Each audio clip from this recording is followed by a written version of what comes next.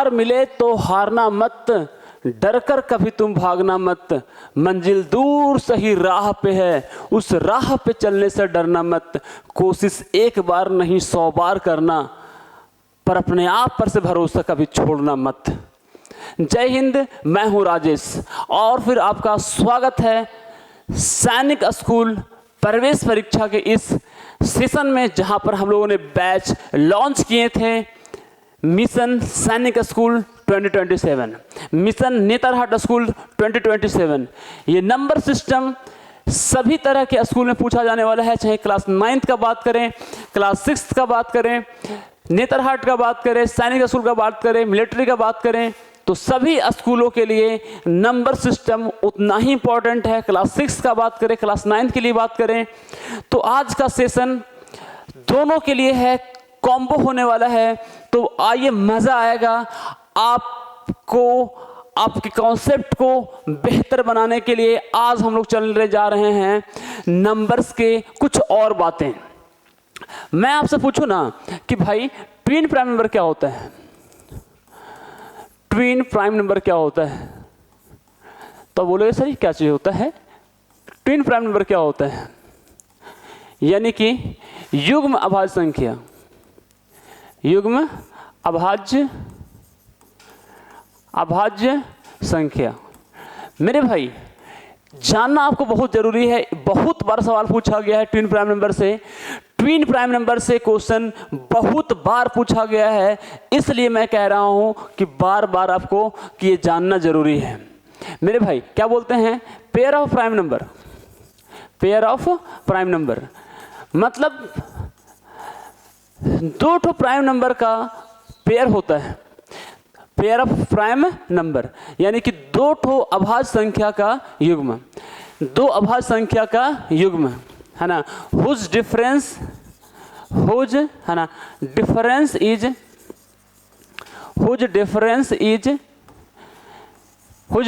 Is 2, जिसका अंतर 2 होता है। यानी कि दो अभाज्य संख्या जिसका अंतर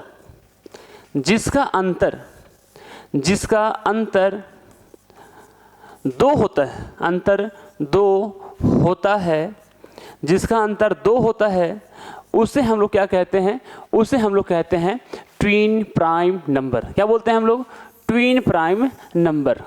जैसे बोले ना कि भाई 3 है और 5 है, 3 है और 5 है, इन लोग दोनों प्राइम नंबर भी है, दोनों क्या है, प्राइम नंबर भी है। क्या बोला था कि दोनों प्राइम नंबर होना चाहिए, क्या होना चाहिए, दोनों प्राइम नंबर होना चाहिए। तो दोनों प्राइम नंबर भी है और फिर इन लोग दोनों का बीच का डिफरेंस 2 है, इन लोग दोनों का डिफरेंस कितना है, 2 है। और बोले जैसे बोले ना कि 11 और 13, 11 और 13, तो दोनों ये भी प्राइम नंबर है, ये भी प्राइम नंबर है। प्राइम नंबर क्या होता है, ऐसा नंबर जिसका 2 फैक्टर होता है। तो 11 का 2 फैक्टर है कि नहीं है, चेक कर लेते हैं।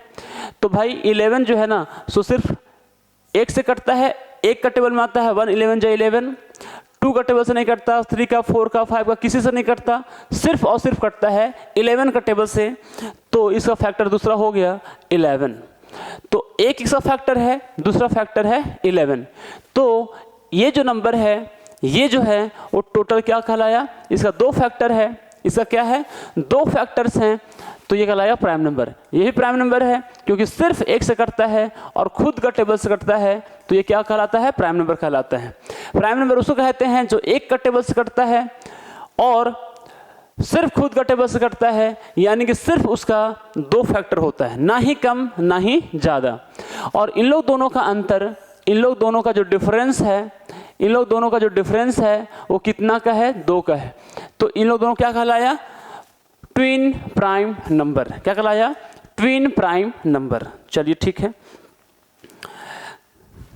मतलब कोई भी 2 प्राइम नंबर का सेट, कोई भी 2 प्राइम नंबर का सेट जो कि अंतर उसका 2 होता है, कोई भी दो ठो प्राइम नंबर का सेट जिसका अंतर 2 होता है उसे हम लोग ट्विन प्राइम नंबर कहते हैं। कितना का अंतर होता है? 2 का अंतर होता है। कितना का अंतर होता है? 2 का। तो 2 का अंतर होगा तो बोलते हैं ट्विन प्राइम नंबर। क्या बोलते हैं? Twin prime number. ठीक है, तो ट्विन प्राइम नंबर में हम लोग समझते हैं कि ये कैसे करती है वर्क, कैसे हम लोग को ये करना है काम। चलिए भाई, अब ध्यान से देखिएगा इस बात को, अब ध्यान से देखिएगा इस बात को। चलिए समझते हैं ट्विन प्राइम नंबर कैसे काम करती है। और बोले ना कि कौन कौन सा और एग्जाम्पल हो सकता है। पहले तो बोले मैंने आप लोग 2 और 5 है ना, और फिर है ना 11, 13, 17 और 19। 17 भी प्राइम नंबर है, 19 भी प्राइम नंबर है। ये कहलाया क्या? Twin prime number. आगे बोले तो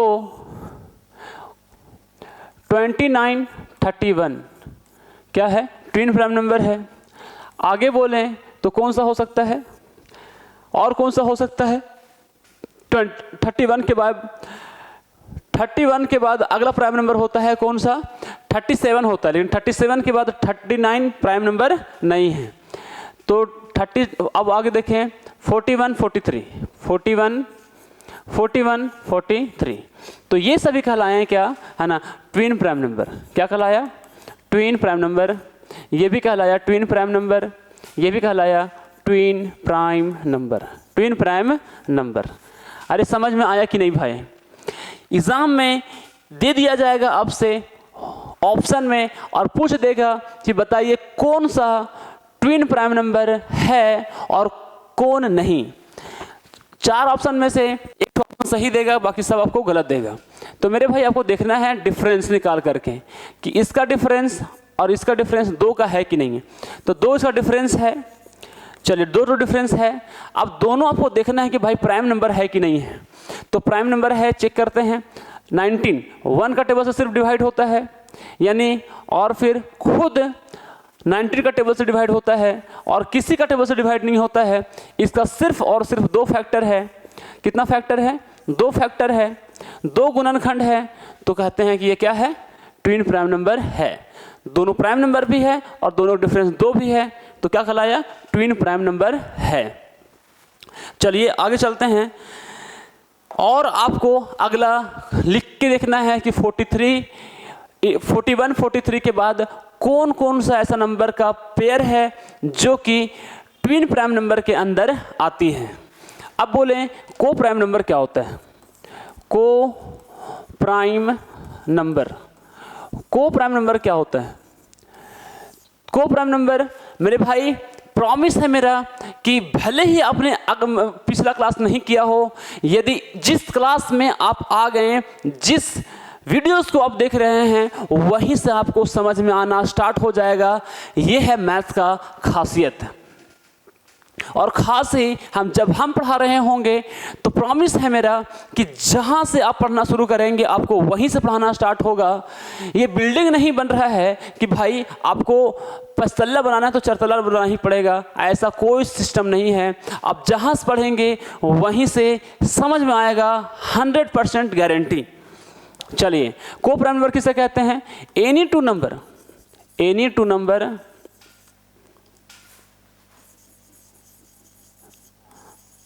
whose HCF is 1।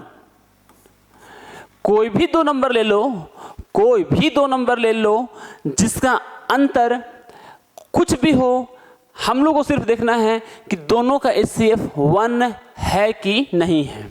अब हम लोग पता कैसे करेंगे यार कि HCF 1 है कि नहीं है? क्या हम लोग को एक्चुअल कैलकुलेशन करके देखना पड़ेगा या नहीं? चलो आगे चलते हैं। मतलब कोई भी 2 नंबर, कोई भी 2 संख्या लिख लीजिए आप, कोई भी 2 संख्या जिसका HCF 1 होता है उसे हम लोग क्या कहते हैं? ट्विन प्राइम नंबर कहते हैं। यानी कि इसको हम लोग कहते हैं सह अभाज्य संख्या। क्या कहते हैं? सह अभाज्य संख्या। क्या कहते हैं? सह अभाज्य संख्या। तो ये कहलाया सह अभाज्य संख्या, है ना। 2 संख्या का युग्म, 2 संख्याओं का जोड़ा, जिसका HCF 1 होता है उसे हम लोग कहते हैं को प्राइम नंबर। चलिए, अब कौन कौन सा ऐसा नंबर है जो को प्राइम नंबर के अंदर आता है उसके बारे में थोड़ा सा आपके साथ डिस्कशन करते हैं। मेरे भाई यहाँ पे चलते हैं एग्जाम्पल। चलिए, को प्राइम नंबर बोले ना कि भाई 4 और 5 कोई भी दो नंबर लिखना है मेरे को, जरूरी नहीं है ना कि वो जो है ना सो क्रमागत रहे, कुछ भी नंबर ले सकते हैं। बोले कि 9 और फिर 2, ठीक है। तो 4 और 5 दोनों क्या सेम टेबल में आता है? 4 और 5 दोनों क्या किसी एक नंबर से डिवाइड होता है? तो बोलोगे नहीं सर, 4 और 5 किसी दोनों नंबर जो है सो सेम टेबल में तो नहीं आता है। हाँ, इतना तो सही है सर कि एक का भी टेबल में 4 आता है और एक का भी टेबल में 5 आता है। मतलब एक का टेबल से पूरा दोनों डिवाइड हो गया। एक का टेबल में भी 4 आता है और एक का टेबल में भी 5 आता है। मतलब एक का टेबल से 1 का टेबल से 2 डिवाइड हो गया। तो बोलेंगे सर HCF इसका हो गया 1। HCF कितना हो गया? 1 हो गया। HCF 1 हो गया तो यही तो सवाल बोला था कि ऐसा दो नंबर होना चाहिए जिसका HCF 1 होता है। तो 1 HCF आ गया, तो यानी कि ये को प्राइम नंबर हो गया। चलिए, इसका बात कर लेते हैं। 9 है और 2 है, क्या ये दोनों किसी सेम टेबल में आता है? क्या ये दोनों किसी सेम टेबल में आता है? तो बोलोगे 9 और 2 चेक किए, 2 का टेबल में 2 आता है, 9 नहीं आता है। यदि 3 का टेबल में देखें तो 9 आता है, 2 नहीं आता है। दोनों सेम टेबल में नहीं आ रहा है किसी के। लेकिन इतना सही है कि भाई 1 का भी टेबल में 9 आता है, 1 का भी टेबल में 2 आता है। तो दोनों 1 का टेबल में आता है, दोनों 1 से डिवाइड होता है। तो दोनों जब 1 से डिवाइड होता है तो बोलेंगे भाई ये दोनों जो है ना, ये जो दोनों है ना 1 का टेबल से डिवाइड होता है तो HCF दोनों का हो गया 1। और HCF 1 हो गया, HCF 1 हो गया तो बोल सकते हैं कि 9 और 2 दोनों कैसा नंबर है? 9 और 2 दोनों मिल करके है को प्राइम नंबर। क्या है? को प्राइम नंबर। को प्राइम नंबर, क्योंकि को प्राइम नंबर क्या होता है? कोई भी दो नंबर जिसका HCF 1 होता है। कोई भी दो नंबर जिसका HCF 1 होता है उसे हम लोग क्या कहते हैं? को प्राइम नंबर कहते हैं। तो ये को प्राइम नंबर की बातें हो गया। अरे समझ में आया भाई कि नहीं आया? अब बोलोगे सर आया। चलिए, अब आप लोगों को मैं बताता हूँ आज, है ना, इंटीजर्स। किसके बारे में? इंटीजर के बारे में। तो इंटीजर मतलब पूर्णांक,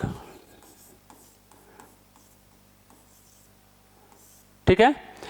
सबसे पहली बात तो पूर्णांक को, है ना, इंटीजर को पढ़ने के लिए हम लोग को 2-3 बात समझना चाहिए। पॉजिटिव इंटीजर किसे कहते हैं? तो जिसमें क्या होता है? जिसमें, है ना, बीच में होता है 0, -1, -2, -3, -4। इधर 1, 2, 3, 4। तो मेरे भाई, तो ऐसा नंबर जिसमें पॉजिटिव नंबर होता है, क्या होता है? पॉजिटिव नंबर होता है। ऐसा नंबर जिसमें पॉजिटिव नंबर होता है, जिसमें नेगेटिव नंबर होता है, क्या होता है? नेगेटिव नंबर होता है। पॉजिटिव नंबर होता है यानी कि धनात्मक संख्या, धनात्मक संख्या होता है। ऋणात्मक संख्या होता है। क्या होता है? ऋणात्मक संख्या होता है। धनात्मक संख्या होता है, ऋणात्मक संख्या होता है, और होता है 0। और क्या होता है? 0 होता है। धनात्मक संख्या होता है, ऋणात्मक संख्या होता है, और होता है 0। तो बोलोगे सर 1 2 3 4 5 इसमें तो कोई साइन दिख नहीं रहा है, तो इसको पॉजिटिव नंबर क्यों कह रहे हैं? मेरे भाई, इसमें कोई साइन नहीं दिख रहा है तो समझ लीजिए कि प्लस में छुपा हुआ, इसमें अंदर क्या छुपा हुआ रहता है? प्लस इसमें हिडन रहता है, प्लस यहाँ पे छुपा हुआ रहता है। तो ये कहलाया पॉजिटिव नंबर। 0 से जो बड़ा है, जीरो से जो बड़ा है वो कहलाया पॉजिटिव नंबर, और जीरो से जो छोटा है वो कहलाया हम लोग को नेगेटिव नंबर। जो जीरो के बाएं साइड आता है वो कहलाया नेगेटिव नंबर, ऋणात्मक संख्या, और जीरो के जो दायां तरफ आता है वो कहलाता है हम लोग का क्या, पॉजिटिव नंबर। ध्यान से सुनिएगा, जीरो है हम लोग दायां हाथ से लिखते हैं तो राइट में आया है ना, तो राइट में आता है पॉजिटिव नंबर। जीरो है हम लोग बायां हाथ से, ये इधर बायां हाथ है तो बायां हाथ की तरफ जो आता है वो कहलाता है नेगेटिव नंबर, ऋणात्मक संख्या। अरे समझ में आया कि नहीं आया भाई, ईमानदारी से बताना यार। आप बोलोगे हाँ सर समझ में आया, चलिए मज़ा आएगा, आगे चलते हैं। तो मेरे भाई ऋणात्मक संख्या, धनात्मक संख्या और जीरो, आप बोलोगे सर इधर प्लस में रख दिया, अच्छी बात है, इधर माइनस में रख दिया, अच्छी बात है, पर जीरो क्या चीज़ है भाई? ये तो ना तो पॉजिटिव नंबर के अंदर बोल रहे हैं आप इसको, ना तो नेगेटिव नंबर के अंदर बोल रहे हैं इसे, तो जीरो क्या है आखिर? ये पॉजिटिव है कि नेगेटिव है? मेरे भाई जीरो को याद रखिएगा कि जीरो ना तो पॉजिटिव नंबर है, ना तो पॉजिटिव नंबर है, ना तो पॉजिटिव नंबर है और ना ही नेगेटिव है, ना ही नेगेटिव है, ना तो ये नाइदर पॉजिटिव नॉर नेगेटिव, ना तो ये धनात्मक संख्या है और ना ही ऋणात्मक संख्या है। जीरो जीरो संख्या है, जीरो जीरो नंबर है। अरे है कि नहीं भाई? आपको समझ में आया कि नहीं आया? आप बोलो सर आया। आप चलते हैं आगे, और फिर अच्छा इसी में थोड़ा सा और हम आपसे पूछें कि बताइए कि इसमें से बड़ा कौन है और छोटा कौन है? हम आपको तुलना करने के लिए बोले कि बताइए, है ना, यहाँ पे है -2 और यहाँ पे है -3। अब आप बताइए ध्यान से सोच करके कि 2 में और 3 में, -2 में -3 में बड़ा कौन है? -2 में और -3 में बड़ा कौन है? -2 में और -3 में बड़ा कौन है?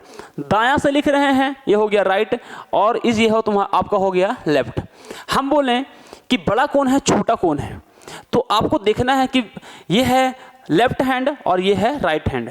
जिससे लिख रहे हैं राइट हैंड, तो राइट हैंड के साइड में जो आया, राइट हैंड के साइड में आया 2, लेफ्ट हैंड के साइड में आया कितना? 3, -3। राइट हैंड के साइड आया -2, लेफ्ट हैंड के साइड आया -3। अब खुद बताइए कि नॉर्मल आदमी में ज़्यादा ताकत बायां हाथ में होता है कि ज़्यादा ताकत दायां हाथ में होता है? आप बोलोगे कि सर हम लोग किसी को मारते हैं ना थप्पड़, है ना, तो सर दायां हाथ से आता है। मुक्का मारते हैं ना तो दायां हाथ से आता है। किसी को मारना होता है ना घूसा, तो दायां हाथ से उड़ता है, क्योंकि दायां हाथ में ज़्यादा ताकत होता है मेरे भाई। तो दायां तरफ जो आएगा, जो दायां तरफ आता है वो हमेशा बड़ा होता है, और जो बायां तरफ आता है वो हमेशा छोटा होता है। तो ये आया आपका दायां तरफ, राइट हैंड साइड की तरफ कौन आया है? राइट हैंड की तरफ कौन आया है? -2, तो ये आपका बड़ा हो गया, और -3 क्या हो गया? छोटा हो गया। अब बोले सर आप क्या कर रहे हैं यार, हम लोग तो पढ़े हैं बचपन से ऐसे कि 2 बड़ा होता है 3 छोटा होता है, आप ये नया लॉजिक क्यों लगा रहे हैं? मेरे भाई जब नेगेटिव नंबर आ जाएगा, जब उसमें माइनस लगा हुआ रहेगा, तो उसका मतलब होता है कि समझ लीजिए उधार लिया है। तो एक ऐसा आदमी है जो 2 रुपये उधार लिया है, और एक ऐसा आदमी है जो 3 रुपये उधार लिया है। तो आप खुद से सोचिए, क्या एक ऐसा आदमी है जो 2 रुपये उधार लिया है, एक ऐसा आदमी है जो 3 रुपये उधार लिया है, तो 3 रुपया जो उधार लिया है उसको, वो ज़्यादा गरीब है क्योंकि उसे 3 रुपया कर्जा देना पड़ेगा, और जिसके पास जो 2 रुपये कर्जा लिया है उसके तुलना में बेहतर है क्योंकि उसको 2 ही रुपये कर्जा देना पड़ेगा।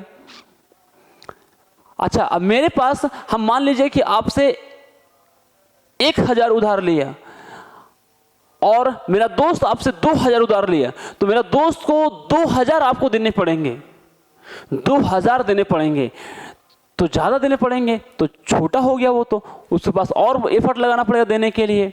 और 1000 है, हम फटाक से आपको दे देंगे, है ना।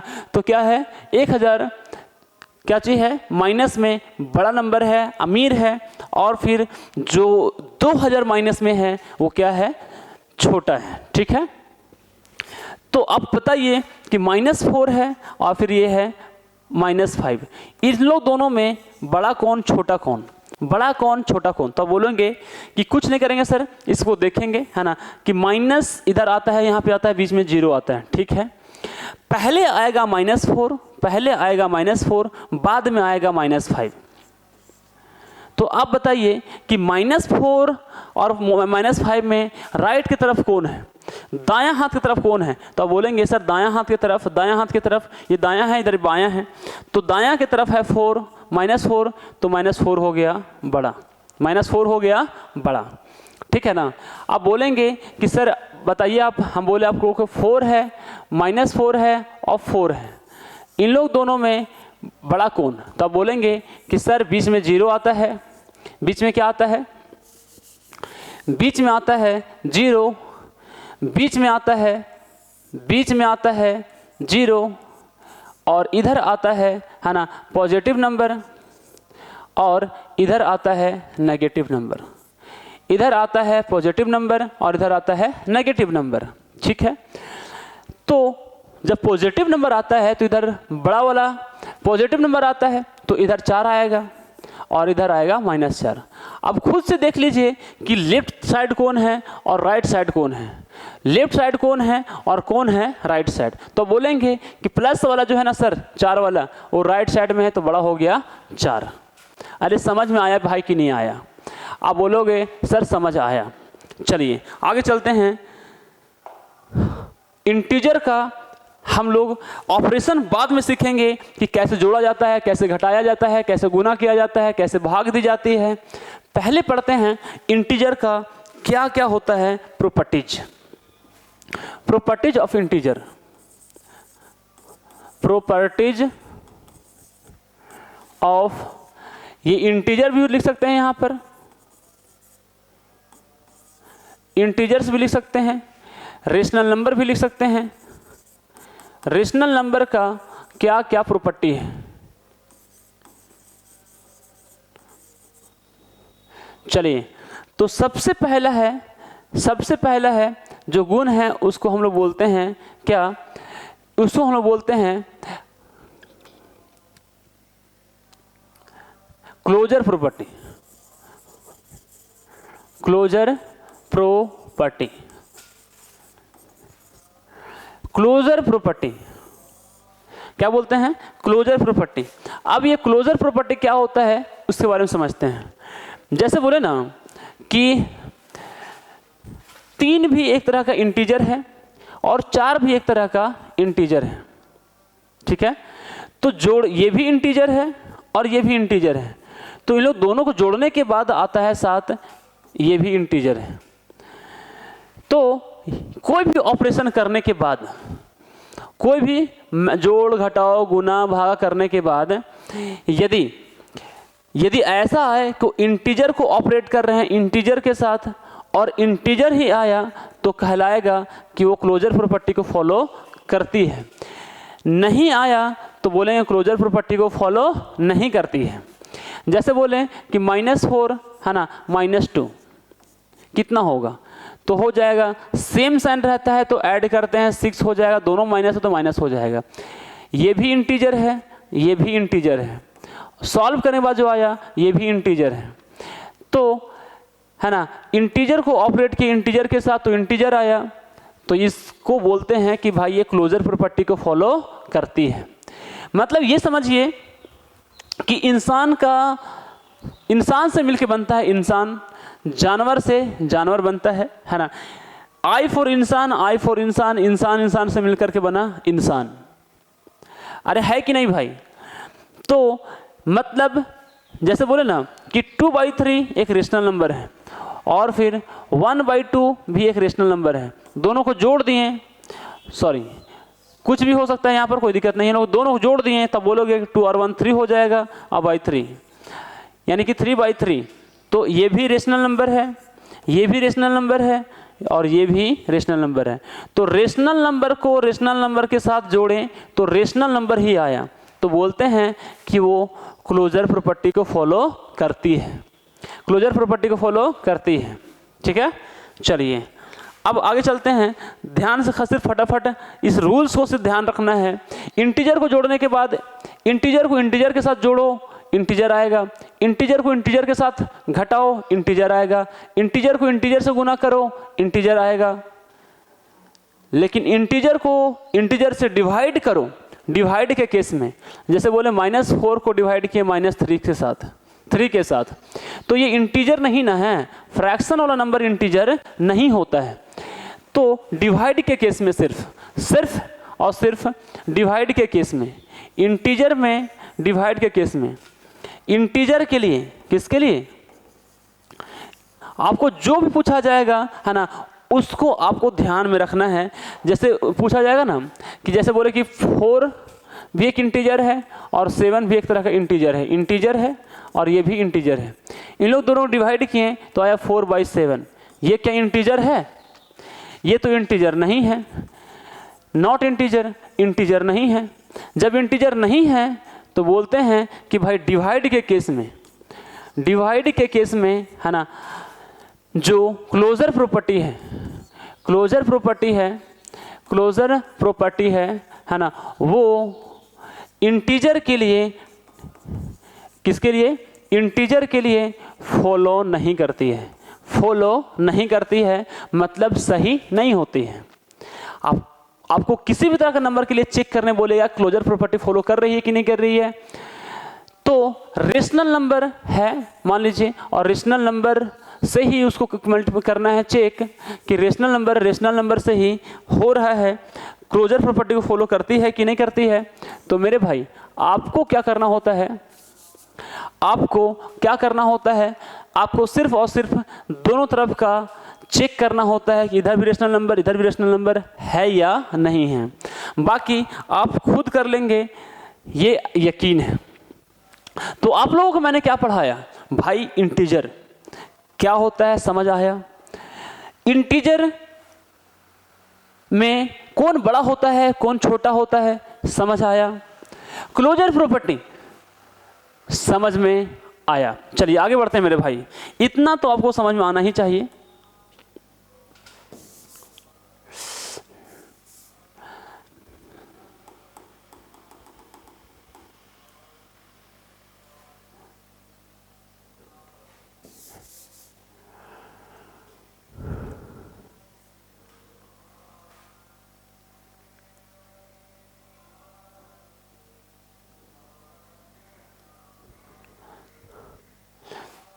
समझ में आया आप लोगों को। तो अभी चलते हैं हम लोग आगे, थोड़ा सा 1 मिनट आपको करते हैं थोड़ा सा आपके हाल चाल की बात कि भाई आप जब घर में होते हैं तो आप कैसे तैयारी करते हैं भाई सैनिक स्कूल का। सैनिक स्कूल यकीनन इंडिया का नंबर 1 स्कूल है जहां पर आपको स्कॉलरशिप दिया जाता है पढ़ने के लिए, स्कॉलरशिप से पढ़ाई होती है। यदि ये बात सही है कि आपको सैनिक स्कूल में एनुअल फी लगता है, टोटल का टोटल फ्री नहीं है, लेकिन ये भी बात सही है कि जितना पैसा आपको वहाँ पर खर्च होगा उतना ही पैसा आपको स्कॉलरशिप से मिल जाती है। यदि बात करें यदि हम लोग नेतरहाट स्कूल का, तो आपके लिए सबसे बेस्ट है, क्योंकि यहाँ पर किसी भी तरह का कोई फी चार्ज नहीं किया जाता है, किसी भी तरह का कोई फी नहीं दिया जाता है। तो मेरे भाई यदि आपको लगता है कि हम थोड़ा सा फैमिली बैकग्राउंड मेरा अच्छा नहीं है, इकोनॉमिक कंडीशन मेरा ख़राब है, तो आप तैयारी कीजिए सारे स्कूल्स का, लेकिन है ना आपको नेतरहाट का स्पेशली अच्छे से तैयारी करना है, उसको सिलेबस के अनुसार पढ़ना है, ताकि आपको उस एंट्रेंस एग्जामिनेशन में किसी भी तरह का कोई दिक्कत ना हो। ठीक है।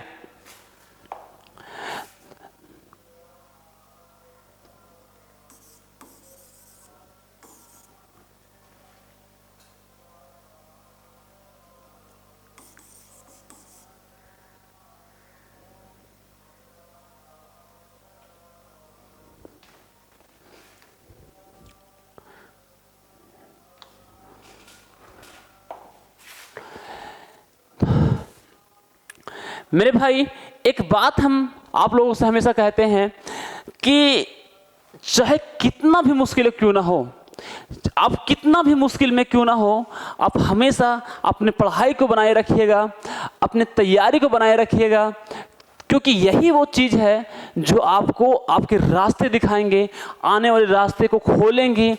तो अब भाई आप हमेशा जो है ना, चाहे कंडीशन कैसा भी हो, लेकिन आपको हमेशा अपने आप को तैयार रखने हैं, अपने आप को हमेशा तैयारी में बनाए रखने हैं। जैसे मैंने आप लोगों से प्रॉमिस किया है कि हम इस YouTube चैनल पर टोटल का टोटल, चाहे सैनिक स्कूल का बात हो, जवाहर नवोदय का बात हो, नेतरहाट का बात हो, हम टोटल का टोटल सिलेबस को कवर करेंगे। जो हम लोग ने मिशन सैनिक स्कूल एंट्रेंस एग्जामिनेशन का शुरुआत किया है, इस मिशन को हम लोग अंत तक लेकर जाएंगे, अंजाम तक लेकर जाएंगे। और सही बोले तो सच में मुझे आपकी रिक्वायरमेंट है, आपका प्यार का ज़रूरत है, आपकी सपोर्ट की ज़रूरत है। आप यकीन करें मेरा कि आपको ज़रूर हम वहाँ तक पहुँचाएंगे जहाँ पर आपको पहुँचाने का हम ख्वाब दिखाए हैं, सपने दिखाए हैं। मेरे भाई, हम लोग इस सिचुएशन में जहाँ पर हम भी यहाँ पर जो काम कर रहे हैं, एक्चुअली ये सच सारी चीज़ें यहाँ पर जो हैं, है ना, क्या आपको लगता है कि कोई फ्री होगा? आप छोटा सा घर लेते हैं, रूम लेते हैं तो कितना पैसे देने पड़ते हैं? 2000 3000।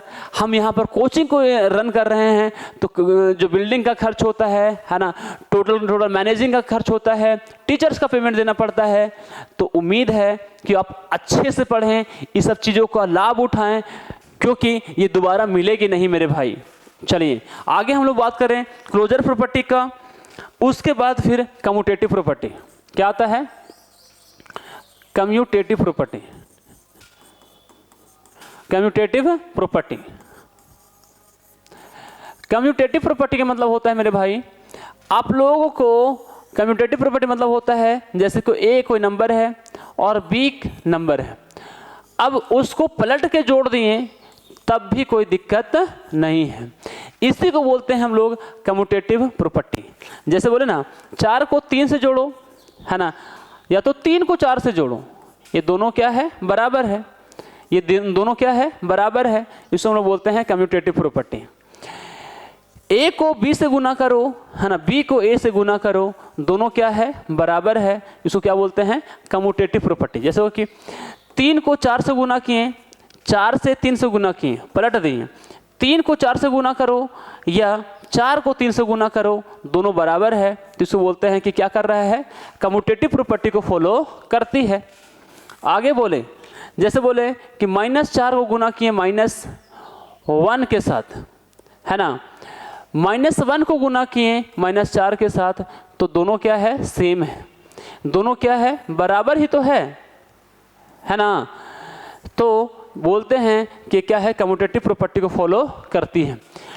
ठीक है, लेकिन ऐड में ही सिर्फ होगा, सब्ट्रैक्ट में करके देखें, ये ऐड के केस में सही है, ऐड के केस में फॉलो करती है, सब्ट्रैक्ट के केस में फॉलो करती है या नहीं करती है? जैसे बोले कि ना 3 को 4 से घटाएं, 4 को 3 से घटाएं, तो क्या बात बराबर है कि नहीं है?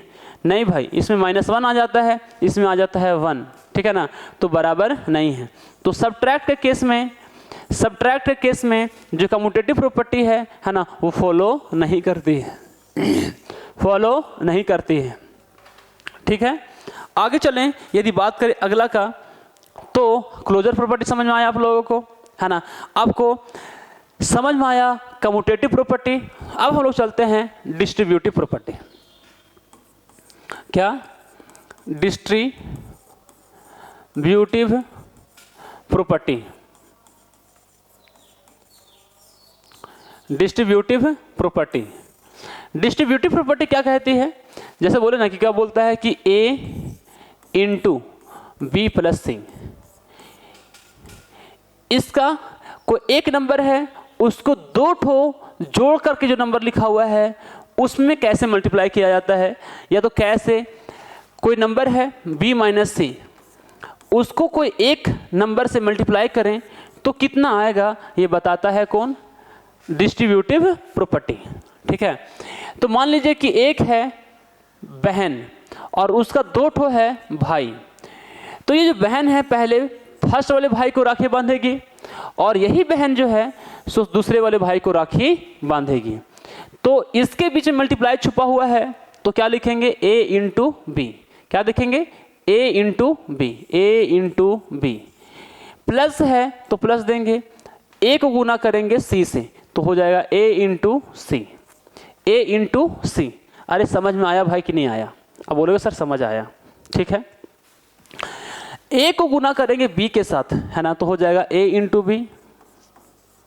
माइनस है तो लगा दिए माइनस, a को गुना करेंगे c के साथ तो हो जाएगा a into C, a into C. तो a इंटू बी और ये हो गया a इंटू सी, ठीक है। तो बोलो सर सही आया, मज़ा आया। तो मेरे भाई यही काम यहाँ पर भी है, एक बहन है और उसका दो भाई है। तो पहले जो बहन है पहले फर्स्ट वाले भाई को राखी बांधी a इंटू बी, यही बहन अगले वाले भाई को राखी बांधी a इंटू सी। बीच में माइनस था तो लगा दिए माइनस। इसको बोलते हैं हम लोग डिस्ट्रीब्यूटिव प्रॉपर्टी। क्या बोलते हैं हम लोग? Distributive property. आगे चलते हैं। डिस्ट्रीब्यूटिव प्रॉपर्टी अब हम लोग समझ लेते हैं। डिस्ट्रीब्यूटिव प्रॉपर्टी समझ में आ गया। अब हम लोग समझते हैं अच्छे से क्या एडिटिव आइडेंटिटी क्या होता है। एडिटिव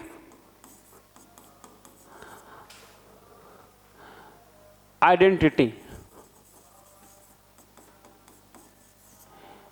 एडिटिव आइडेंटिटी बोलता है कि मेरे भाई कोई भी नंबर है, कोई भी नंबर है उसमें जीरो से जोड़ते हैं ना, कोई भी नंबर है उसमें जीरो को जोड़ देते हैं ना, तो उसका आंसर सेम रहता है, एक्स है तो एक्स ही रहता है। इसको हम लोग बोलते हैं एडिटिव आइडेंटिटी। कोई नंबर है उसमें जीरो को जोड़ते हैं तो सेम ही रहता है, इसको हम लोग बोलते हैं आइडेंटिटी, एडिटिव आइडेंटिटी। 3 + 0 तो ये क्या रहेगा? क्या रहेगा? 3 ही रहेगा।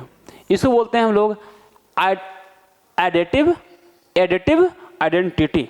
मतलब जीरो किसी भी नंबर में जोड़ने पर, किसी भी नंबर में जीरो जोड़ने पर कोई प्रभाव नहीं पड़ता है, ये सेम ही रहता है। इसको बोलते हैं हम लोग एडिटिव आइडेंटिटी, ठीक है। चलिए भाई आगे चलते हैं, आगे चलते हैं और हम लोग समझते हैं एडिटिव आइडेंटिटी। समझ में आ गया, एडिटिव आइडेंटिटी समझ में आ गया। अब हम लोग चलते हैं क्या? Associative property. एसोसिएटिव प्रॉपर्टी मेरे भाई आपको लग रहा होगा कि ये बहुत बोरिंग चीज़ है यार ये सब। मेरे भाई डायरेक्ट सवाल पूछे जाते हैं, आपको सिर्फ और सिर्फ रूल्स याद होने चाहिए।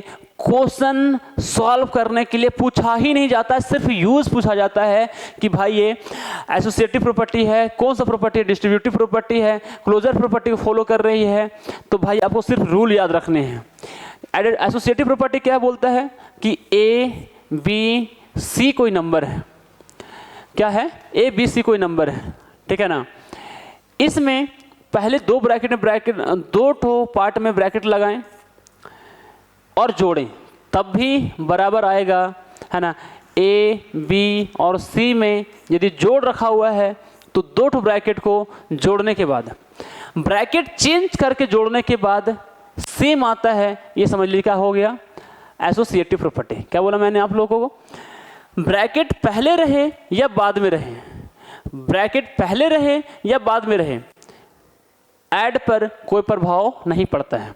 ये जो नंबर आने हैं वही रहेगा। मान लीजिए कि ए ले लिए 3 और फिर बी ले लिए 4 और सी ले लिए 5। अब ब्रैकेट को दे दिए यहाँ पे, है ना, और फिर 3 था, 4 था, 5 था, ब्रैकेट को दे दिए यहाँ पे। तो 3 + 5 और 4 9, इन लोग दोनों को जोड़ दिए तो 9 और 3 हो गया 12, 4 और 3 हो गया 7, 7 में जोड़ दिए 5 को तो 7 5 हो गया 12, तो 12 ये भी है, 12 ये भी है, ये दोनों बराबर ही है। तो ये एसोसिएटिव प्रॉपर्टी कहती है कि ब्रैकेट चेंज करने के बाद जोड़ो, कोई फर्क नहीं पड़ता है। चलिए आगे चलते हैं, ठीक है। एसोसिएटिव प्रॉपर्टी समझ में आया आप लोगों को। अब चलते हैं हम लोग, है ना, मल्टीप्लिकेटिव आइडेंटिटी।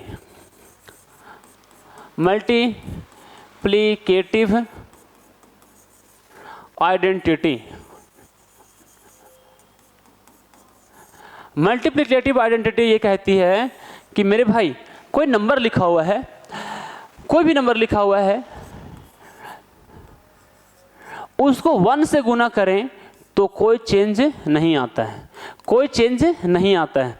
-4 अभी भी है, 1 से गुना करेंगे तब भी -4 ही रहेगा। 5 अभी भी है, 1 से गुना करेंगे तब भी 5 ही रहेगा। इसको हम लोग बोलते हैं मल्टीप्लिकेटिव आइडेंटिटी। क्या बोलते हैं? Multiplicative identity.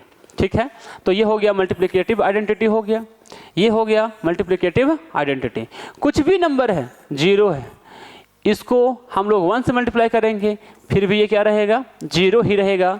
किसी भी नंबर को 1 से मल्टीप्लाई करने के बाद कोई चेंज नहीं होता है, इसको हम लोग बोलते हैं मल्टीप्लिकेटिव आइडेंटिटी। अब होता है मल्टीप्लिकेटिव इन्वर्स। मल्टीप्लिकेटिव इन्वर्स, इसी का दूसरा नाम है reciprocal of number. Reciprocal of number. बोलेगा ना कि मल्टीप्लिकेटिव इन्वर्स निकाल लो, बोलेगा कि भाई है ना 3/4 है ना, -1/2 है, 3/4 है, इसका मल्टीप्लिकेटिव इन्वर्स कितना होगा?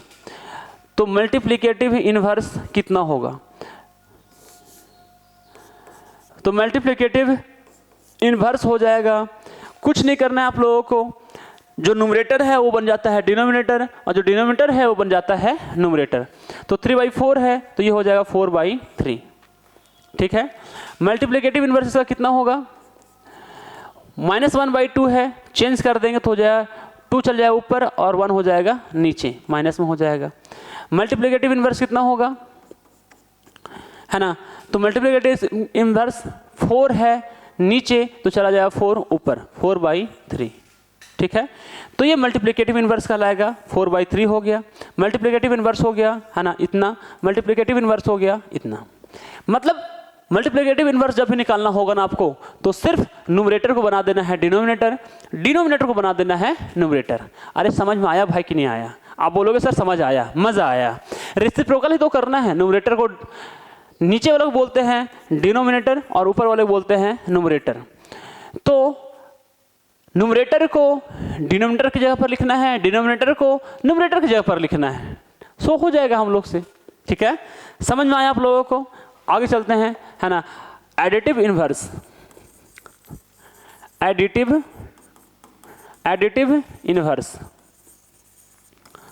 एडिटिव इन्वर्स क्या होता है? यानी कि इसको हिंदी में बोलते हैं योज प्रतिलोम, योज प्रतिलोम। और जो मल्टीप्लिकेटिव इन्वर्स था उसको हम लोग बोलते हैं क्या? उसको हम लोग बोलते हैं, है ना, गुणात्मक प्रतिलोम, गुणात्मक प्रतिलोम, एडिटिव इन्वर्स। तो मेरे भाई जैसे बोले ना कि बोला कि -3 है उसका एडिटिव इन्वर्स कितना होगा, -4 है एडिटिव इन्वर्स कितना होगा, -3/2 है उसका एडिटिव इन्वर्स कितना होगा।